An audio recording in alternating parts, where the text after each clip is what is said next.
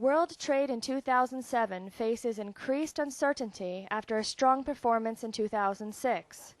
The World Trade Organization says the volume of goods traded between countries rose by 8% in 2006. This figure excludes the impact of changes in the goods prices.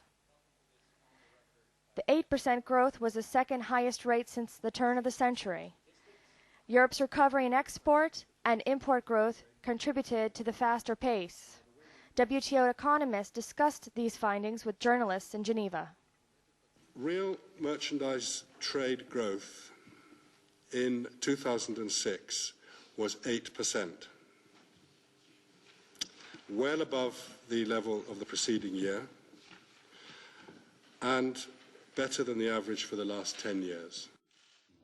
Both the developed countries and the least developed countries have registered a record share in total merchandise exports, global merchandise exports.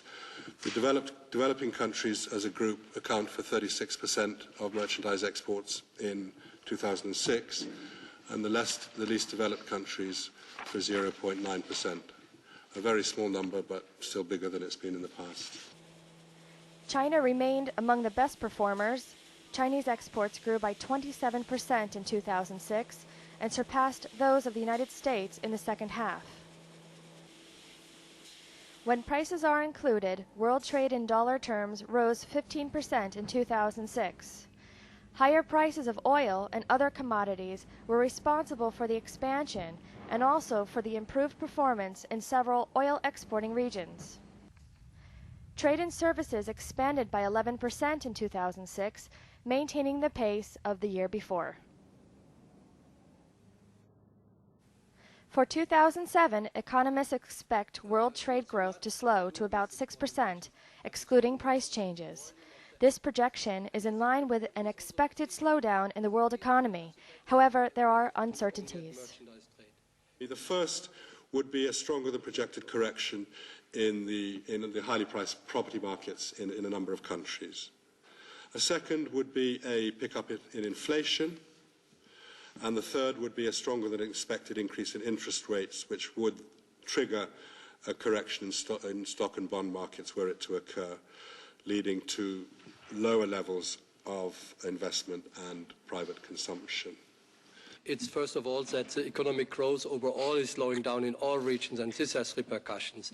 In particular for the United States, we have seen already less dynamic growth in the second half, and all major forecasters agree that there will be a further deceleration in the first half of 2007. They are more uncertain what happens in the second half, and Greenspan was a little bit raising already the possibilities that there might be a recession.